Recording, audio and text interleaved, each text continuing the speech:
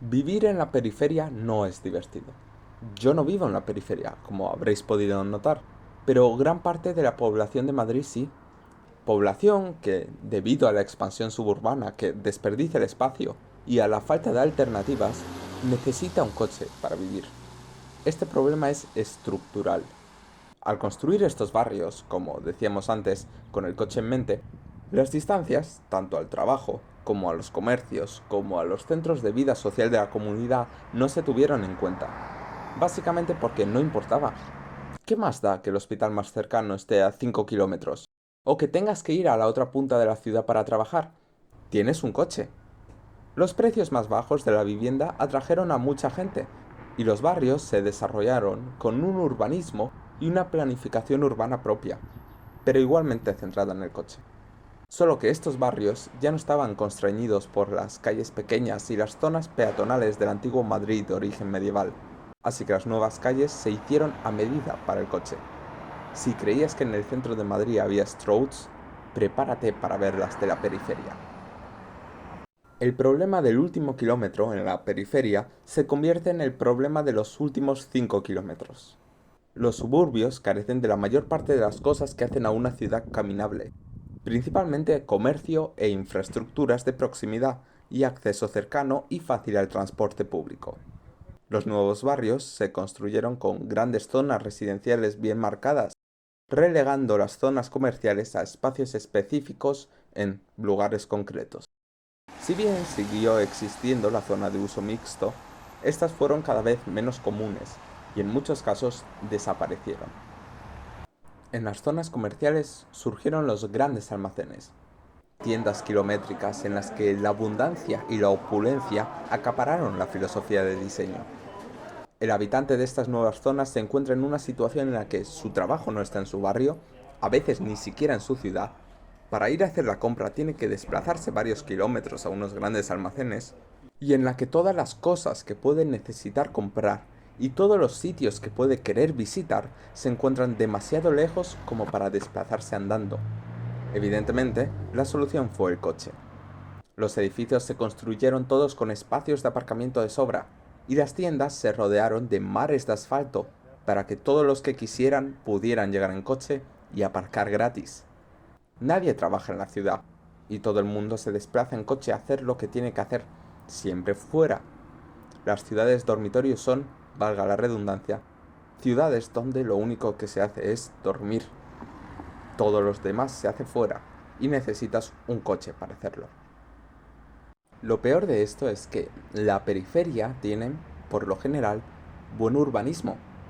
Las calles son cómodas para los peatones, con aceras anchas, arbolado y calles de pocos carriles, con, por lo general, buenas medidas de calmado del tráfico y límites de velocidad que las mantienen seguras y tranquilas. E incluso algunas calles peatonalizadas, aunque no están exentas de problemas. Las paradas de autobús o están detrás de coches aparcados o en zonas incómodas que hacen mucho más difícil subir al bus, especialmente para las personas mayores. Y he visto decisiones discutibles, como esta acera en Boadilla, que desciende para acomodar la entrada a un parking, en lugar de hacer subir a los coches. Pero todas tienen dos características bastante relevantes: muchos coches y muy pocos peatones. La única gente a la que verás andando son gente de paseo o que van al bar de la esquina. No hay ninguna otra razón para ir a ningún lado, básicamente porque no hay ningún lugar al que ir. Apenas hay zonas de interés cultural o lugares donde pasar el rato. La mayor parte de los parques y las zonas verdes se encuentran dentro de urbanizaciones cerradas o en lugares muy específicos, y solo hay uno o dos por barrio. Y al igual, colegios y supermercados. Esto se traduce en cosas como que la gente que vive en los bordes del barrio tenga que coger el coche incluso para ir al supermercado de su barrio o llevar a los hijos al colegio. Por muy buenas que sean las calles, si no conectan nada, no sirven para nada. En Madrid la gente camina a pesar de la infraestructura porque puede llegar a sitios caminando. En la periferia no se camina a pesar de la infraestructura porque no llegas a ningún lado caminando. El diseño de los suburbios, sin embargo, con urbanizaciones cerradas, edificios residenciales de baja densidad segregación de la mala y la disposición ilógica de las calles con excesivas curvas y florituras y muy pocas conexiones entre ellas hace de caminar algo completamente inútil e incómodo, que no se hace, porque es muchísimo más lento, porque no se ha diseñado pensando en el peatón y simplemente porque si vives en un lugar como este, probablemente tengas un coche y consideres el transporte público como algo de pobres.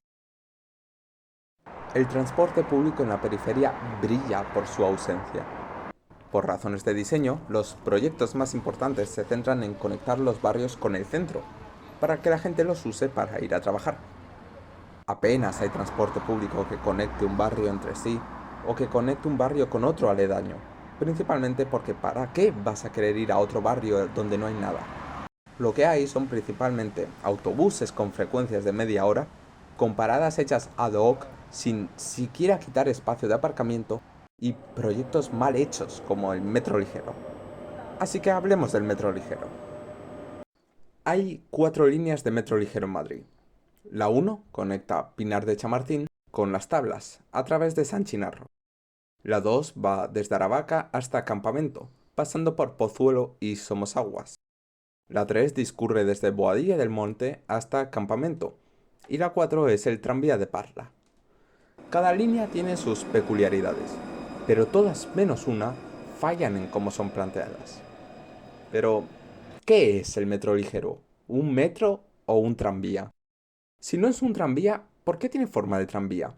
Y si es un tranvía, ¿por qué no llamarlo así? La respuesta es ninguna de las dos, aunque se acerca más al metro que al tranvía. Un metro va completamente separado de todo tipo de tráfico. Es, en definitiva, un tren que hace muchas paradas en una ciudad. Un tranvía es un tren pequeño que se desplaza al nivel de la calle y que interactúa con otros medios de transporte con los que se cruza y comparte el espacio. Un metro es más rápido, un tranvía es más conveniente. Metro Ligero 1 y 2 no son tranvías. La mayor parte de sus rutas las hacen bajo tierra y cuando salen a la superficie lo hacen en vías completamente segregadas del tráfico, salvo en una rotonda en la línea 1. Esto hace el servicio incómodo, pues lo más probable es que tengas que descender a una estación subterránea o llegar a una zona aislada de la calle para cogerlo. Si esto supusiera mayor velocidad en el servicio, estaría bien, pero al ser el vehículo un tranvía, no puede alcanzar las velocidades de un metro, lo cual lo hace sorprendentemente lento para un tren que se desplaza por túneles de forma aislada. Tenemos, en consecuencia, 2 líneas que unen la incomodidad del metro con la velocidad del tranvía. Además, el trazado de las líneas conecta barrios entre sí, no interconecta los barrios, lo que se traduce en líneas que estarían mucho mejor servidas por un metro. Es básicamente un quiero y no puedo. Las líneas 3 y 4 son diferentes. Si bien la línea 3 adolece de los mismos fallos a la hora de elegir el trazado de su ruta, haciendo gran parte de su recorrido junto a una autovía y conectando polígonos industriales y un descampado junto a una base militar por alguna razón, hasta el punto de que suele ser más rápido coger un bus interurbano, lo que pierde en pobre diseño de línea lo gana en comodidad, pues la inmensa mayoría de sus paradas las hace en superficie, destacando sobre todo la zona de Boadilla, en la que el tranvía discurre por el centro de esta avenida bastante bien diseñada, a pesar del carril excesivamente ancho y el aparcamiento en batería. Si solo conectara el resto de Boadilla y no tratara de hacerse el metro durante el resto de su ruta. La línea 4, también conocida como el tranvía de Parla, es el modelo al que deberían de mirar el resto de líneas de metro ligero, pues es un verdadero tranvía. Conecta la ciudad de Parla en un recorrido circular, sin descender bajo tierra ni una sola vez, e incluso pasando por calles peatonales en las que los coches no pueden acceder. La frecuencia en general es buena para lo que es Madrid. Viniendo de los buses interurbanos, no me voy a quejar de una frecuencia de 10 minutos. Aunque teniendo en cuenta su condición de transporte sobre raíles, podría ser mejor. El metro ligero, en general, intenta ser lo que es la línea 12 de metro para Móstoles, Alcorcón y compañía. Pero falla porque no es un metro. No es, como ningún medio de transporte público en Madrid, una alternativa rápida y viable a la conducción, aunque lo podría haber sido si hubiera sido diseñado bien. El resultado es un metro que no lo es, que conecta mucho menos de lo que aparenta y que sigue sufriendo el problema del último kilómetro, que la periferia es incapaz de solucionar por los problemas crónicos con los que cuentan sus buses y la imposibilidad de desplazarse en bici.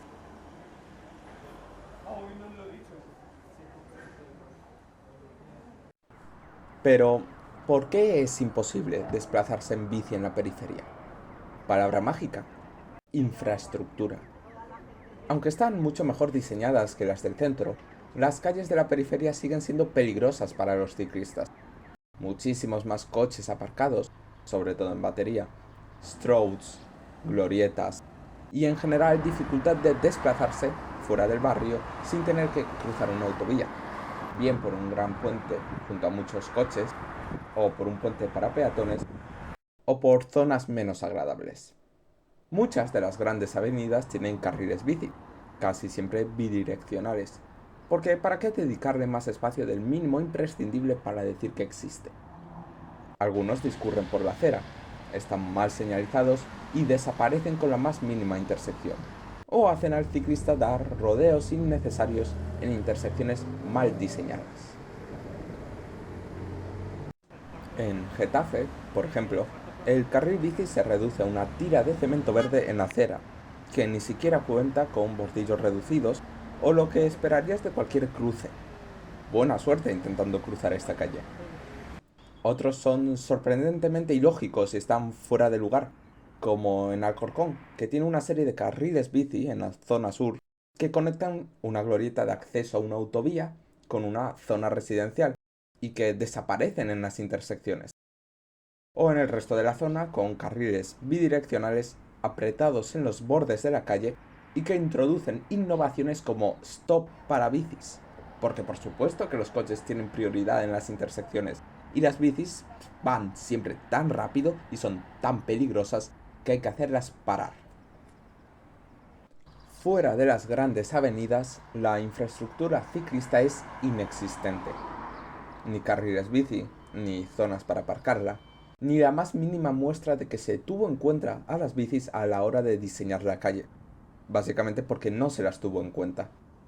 Las distancias más grandes entre origen y destino y la falta de infraestructura dedicada para hacerla más viable y cómoda, a pesar del espacio extra, la vuelven obsoleta e incluso menos utilizada que en el centro. Pasar de un barrio a otro puede suponer cosas tan pintorescas como ir por una carretera de tierra en medio de un prado, cruzar junto a los coches por una intersección con una autovía, pasar por debajo de un puente que grita a kilómetros «Soy una zona completamente segura y no te va a pasar nada aquí», o todo tipo de actividades denigrantes para el ciclista. Al menos vas en bici. Muchos de estos lugares no tienen ni acera. No me imagino tratar de visitar a un amigo que viva a 10 minutos andando, pero que viva al otro lado de estas obras de ingeniería. La periferia no es mejor que el centro en cuestiones de movilidad, por razones estructurales y de diseño. Y los cambios que se tratan de hacer no cambian nada, porque son demasiado tímidos o porque se hacen tarde y mal. Si 8 de cada 10 personas en Madrid tienen coche es por cosas como esta, porque hay barrios en los que ni siquiera puedes moverte andando, y porque la ciudad se ha diseñado para que vayas en coche, solo en coche, y no puedes hacer nada. En realidad no hay tantos fanáticos de los coches, el metro, el bus o la bici. La mayor parte de la gente solo quiere llegar a donde tiene que ir de la forma más cómoda, rápida y eficiente posible. Y esa forma es, normalmente, el coche. Por eso todo el mundo usa el coche. Pero, como he dicho, en exceso creo, a lo largo del vídeo, el medio de transporte más rápido, cómodo y seguro es el que es hecho más rápido, cómodo y seguro. Si construyes autopistas, túneles y puentes, la gente irá en coche. Si conectas el metro bien y lo haces frecuente, la gente irá en metro. Y si creas una red de carriles bici seguros y protegidos con intersecciones cómodas y posibilidad de aparcar en los destinos, la gente irá en bici. El coche es la forma más rápida y cómoda de desplazarse por Madrid. No porque ese sea el orden natural de las cosas, sino porque la ciudad se ha diseñado para que sea así. Si la ciudad se adaptara a la bici, como Ámsterdam, la opción más rápida sería la bici. Si la ciudad se adaptara al metro, como Londres, la opción más rápida sería el metro. Es la ciudad la que decide cómo quiere que se muevan sus ciudadanos. Y estoy harto de que la opción siempre sea el coche. Estamos llegando al punto de no retorno del cambio climático, si no lo hemos pasado ya. Cientos de personas mueren en las ciudades cada año por la contaminación. Nuestras calles no son bonitas, ni seguras, ni es agradable estar en ellas. A la gente le cuesta dormir, los niños tienen asma, los mayores se ven obligados a conducir y acaban teniendo accidentes. La gente se aísla en sus casas y cada año muchos mueren e incluso más se quedan con secuelas de por vida por culpa del coche. Se puede hacer mejor, se debe hacer mejor. No lo estamos haciendo mejor. O a lo mejor no todo lo que deberíamos. Quiero acabar este vídeo con algo bonito. Esta es la avenida del General Perón. Pero esta no es la parte que nos interesa, hemos hablado demasiado de estas calles. Esta es la avenida del General Perón. Una calle pequeña, con aceras súper amplias, árboles, parques para niños, un carril bici, paradas de autobús cómodas. La circulación en una dirección ha sido desviada por un lateral y en general hay sorprendentemente pocos carriles. Es una calle preciosa, agradable y sorprendentemente tranquila. Un buen recuerdo de que las ciudades no son ruidosas, los coches son ruidosos. Y esta era General Perón hace solo 3 años. La diferencia es brutal. Tengo familiares que viven aquí y cuando hicieron la reforma solo se quejaban porque había menos aparcamiento o menos carriles o porque estaba muy mal diseñada. Hoy en día nadie se queja y los niños juegan en el nuevo parque mientras los mayores toman algo en alguno de los bares. Esta es la ciudad que podemos tener. Esta es la ciudad que nos merecemos. Yo no me he quedado de brazos cruzados y tú tampoco deberías.